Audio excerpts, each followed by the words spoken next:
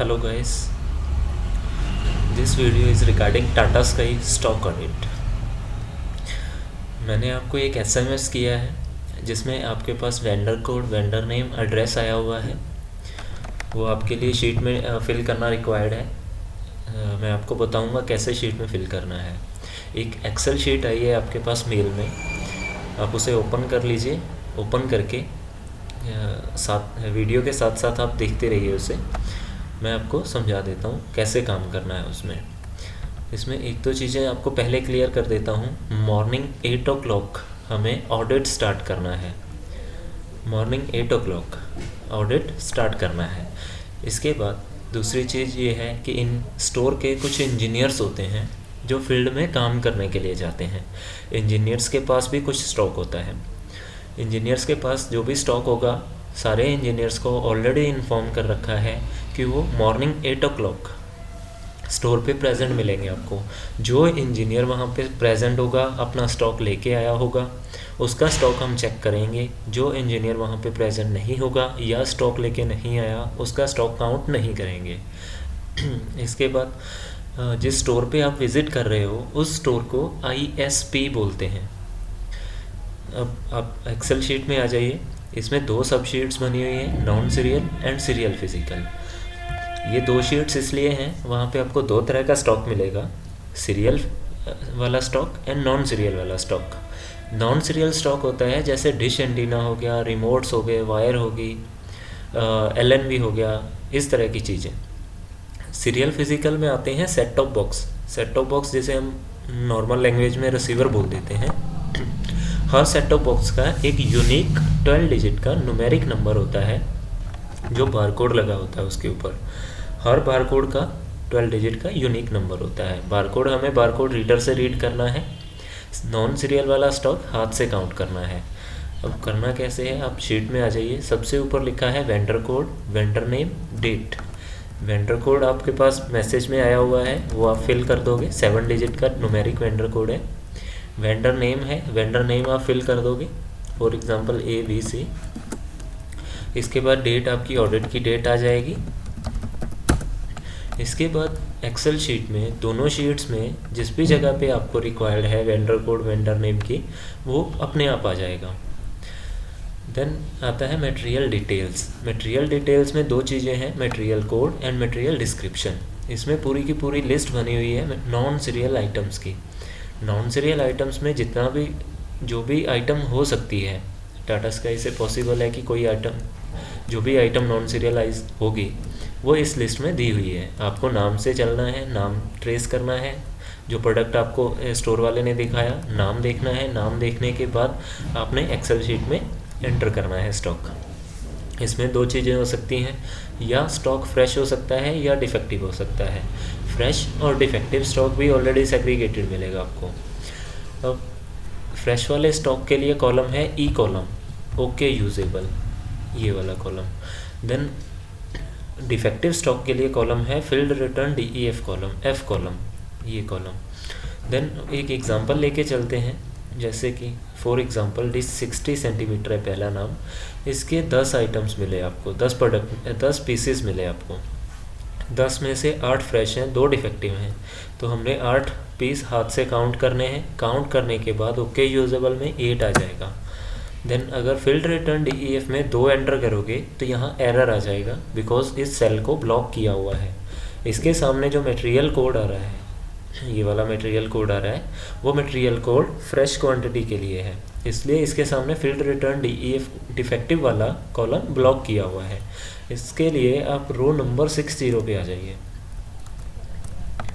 रो number 60 पे आप देखोगे नाम आया है डिश 60 रिटर्न रिप्लेस्ड। इसमें ओके यूजेबल को ब्लॉक किया हुआ है और फील्ड रिटर्न DEF कॉलम को एक्टिव किया हुआ है। अब 2 आइटम आपके यहाँ पे आ जाएंगे। इसमें जो मटेरियल कोड आ रहा है, ये वाला मटेरियल कोड डिश 60 प्रोडक्ट के लिए डिफेक्टिव के लिए था, इसलिए इसमें ओके यूजेबल को ब्लॉक कर दिया। इसके बाद रो नंबर 83 से, इसमें दोनों कॉलम एक्टिव हैं। दोनों कॉलम एक्टिव हैं। ये दोनों कॉलम एक्टिव इसलिए हैं बिकॉज इसके सामने जो मटेरियल कोड है वो फ्रेश वाले के लिए और डिफेक्टिव वाले के लिए सेम है।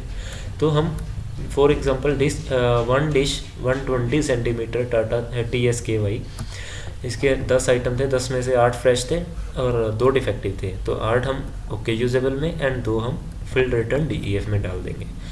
इस तरीके से ये वर्किंग कंप्लीट हो जाएगी। देन आपने इसमें इंजीनियर्स का जैसे मैंने आपको बताया कि इंजीनियर्स का स्टॉक भी आपको चेक करना है। सबसे पहले इंजीनियर का नॉन सीरियल एंड सीरियल दोनों चेक कर लेना है, उनको फ्री करना है।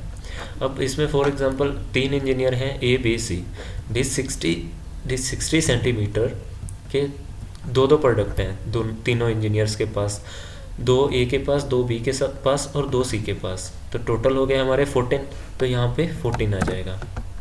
इसी तरीके से फील्ड रिटर्न DEF वाले में भी डिफेक्टिव वाला एंटर कर देंगे। इसके बाद आपकी इस शीट में वर्किंग कंप्लीट हो जाएगी। अब आ जाओ आप सेकंड शीट पे, सीरियल फिजिकल वाली पे। सीरियल फिजिकल में वेंडर कोड अपने आप आ जाएगा, वेंडर नेम अपने आप आ जाएगा, डेट अपने आप आ जाएगी, अगर नहीं आ रही कोई दिक्कत नहीं है। इसके बाद वेंडर कोड का कॉलम है ये वाला सारा, वेंडर कोड अपने आप आ जाएगा फर्स्ट शीट में जब एंटर करोगे। इसके बाद है serial number scanned store plus engineer. सबसे पहले इंजीनियर का करना है। फॉर एग्जांपल ए इंजीनियर था और B इंजीनियर था। A के पास 1 डिब्बा था, B के पास 2 डिब्बे थे। हमने 12 डिजिट का सीरियल नंबर स्कैन किया। देन यहाँ पे सीरियल आपका कर्सर ऑटोमेटिक नीचे मूव हो जाएगा। सीरियल नंबर स्कैन करने के लिए आपको वहाँ पे एक बारकोड रीडर मिलेगा। बारकोड रीडर पे एक बटन होता है, उस बटन को प्रेस करोगे। बटन को प्रेस करते ही आपका बारकोड रीडर में एक लाइट जलेगी रेड कलर की। उस लाइट को बारकोड के ऊपर लेके जाना है। वो एक 12 डिजिट का न्यूमेरिक नंबर इनपुट कर देगा आपकी एक्सेल शीट में, जैसे ये मैंने टाइप किया। इसके बाद आपका कर्सर एक स्टेप नीचे मूव हो जाएगा। यहाँ पे स्कैन करते ही कर्सर नीचे मूव हो जाएगा। जैसे वो नीचे मूव होगा आप सेकंड बारकोड स्कैन कर सकते हो, फिर नीचे मूव हो जाएगा। कर्सर आपका ऑटोमेटिक मूव होता जाएगा। इसके बाद आता है फॉर एग्जांपल मैंने एक A इंजीनियर का 1 डिब्बा था, मैंने स्कैन किया। रिमार्क्स के कॉलम में उस इंजीनियर का कोड लिखूँगा, जो भी इंजीनियर का कोड होगा मैंने कोड डाल दिया। इसके बाद ओके और डिफेक्टिव का कॉलम है। ओके और डिफेक्टिव में आएगा, अगर वो फ्रेश डिब्बा है तो ओके ऑप्शन आएगा, अगर वो डिफेक्टिव डिब्बा है तो डिफेक्टिव ऑप्शन आएगा। इसके बाद दूसरे इंजीनियर का आ गया। दूसरे इंजीनियर का भी आप सीरियल नंबर स्कैन कर दोगे। अब दूसरे इंजीनियर का कोड डालोगे, दूसरे इंजीनियर का जो भी कोड है। इसके बाद फ्रेश है या डिफेक्टिव है, अगर ओके है तो ओके आ जाएगा, ओके आ जाएगा। अगर डिफेक्टिव है तो डिफेक्टिव आ जाएगा। इसमें आपका अगर स्पेलिंग एरर होगा तो आपका इसमें एंटर नहीं हो पाएगा। आपको सिलेक्ट करने के बाद आप इसे कॉपी कर सकते हैं, कोई दिक्कत नहीं है। इसके बाद जो भी स्टॉक बचा, अगर बाकी स्टॉक आपने ISP का स्कैन कर दिया, इसके बाद आपका आता है ISP का स्टॉक। अब ISP का सीरियल नंबर मैंने स्कैन किया, उसके सामने मैं लिखूँगा ISP और ये भी ओके है या डिफेक्टिव है। अगर ओके है तो ओके आ जाएगा, डिफेक्टिव है तो डिफेक्टिव आ जाएगा। इसी तरीके से बाकी सीरियल नंबर भी स्कैन होते जाएंगे। उनके सामने इंजीनियर का कोड आएगा या ISP आएगा, वो अकॉर्डिंगली आप देख के डाल दोगे। इसके बाद इसमें कुछ कंट्रोल्स लगे हुए हैं। Duplicate serial number, for example एक सीरियल नंबर को मैंने 2 बार स्कैन कर दिया तो यहाँ पे मिसमैच लिखा आ जाएगा। इस जगह पे आपको दोनों रेड दिखेंगे। अगर शीट में किसी और जगह पे भी आपने सीरियल नंबर को दोबारा स्कैन कर दिया, वो रेड हो जाएगा। देन आता है serial number equal to 12 digit. Serial number हमेशा 12 डिजिट का होगा, 12 डिजिट से कम ज़्यादा नहीं हो सकता। अगर आप गलती से सीरियल नंबर एंटर करना चाहोगे 12 डिजिट से कम तो ये एरर दिखाएगा। अगर एंटर हो भी जाता है तो यहाँ पे मिसमैच लिखा आ जाएगा ओके की जगह। इसके बाद serial number equal to numeric. Serial number हमेशा न्यूमेरिक होगा। अगर कोई भी अल्फ़ाबेट डाल दिया उसमें तो आपका यहाँ पे मिसमैच लिखा आ जाएगा और एक्सेल में एंटर नहीं होगा। इसके बाद है total set top box in PRM। ये हमेशा 0 रहेगा आपकी शीट में, बिकॉज इस शीट में अभी उनके सिस्टम का स्टॉक नहीं डला हुआ। जब वो डलेगा ये क्लियर हो जाएगा, इसलिए यहाँ पे डिफरेंस आता रहेगा। तो इसमें कोई इशू नहीं है। आप अपनी वर्किंग करके एक्सेल शीट को मेल करना है। मेल करने के बाद आपका कोऑर्डिनेटर जो होगा वो आपकी रिपोर्ट चेक करेगा। चेक करने के बाद आपको इन्फॉर्म करेगा, तभी आपने प्रिंट आउट्स लेने हैं, दोनों शीट के प्रिंट आउट्स लेने हैं। प्रिंट आउट लेने के बाद हर पेज पे दुकान वाले के स्टैम्प साइन करवाने हैं, स्टैम्प भी लगवानी है, साइन भी करवाने हैं हर पेज पे, और आपने खुद के साइन करने हैं हर पेज पे। उसके बाद जैसे ही आपका कोऑर्डिनेटर आपको इन्फॉर्म करेगा निकलने के लिए, आप वहाँ से निकल सकते हो।